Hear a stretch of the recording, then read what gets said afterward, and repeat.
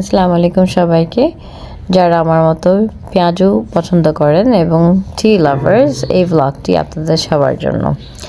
এখানে আমি সিআরবির ৭ রাস্তার মোড়ে, যেটা শিরিষতলা বলা হয়, এই জায়গাটায় কুঞ্জ একটি টি স্টল, যেটি ব্যাম্বু দিয়ে ডেকোরেটেড, খুবই এস্থেটিক এবং ন্যাচারাল একটা এনভায়রনমেন্ট ক্রিয়েট করেছে। এখানে একটা সাটল লাইটিংগুলো গ্রামীণ পরিবেশের মতো বা একটা খুবই সাজেকের ভাব মনে হচ্ছিল আমার কাছে। ওদের এই কনসেপ্টটা খুবই ভালো লেগেছে আমার। ওরা একটা স্ট্যাক অফ বুকস রেখেছে, যেটা আপনার ওপেন লাইব্রেরির মতো, আপনি বসে চা খাবেন এবং বই পড়াটা এনজয় করতে পারেন। ওদের রোজোলাটিটা খুবই ইউনিক ছিল, আমরা ট্রাই করেছিলাম ওদের রোজোলাটি, যেটা চিটাগং পিপলরা মেশটা বলে থাকে। আর ঠিক এটার অপোজিটেই ছিল একটা পকোড়া হাউস।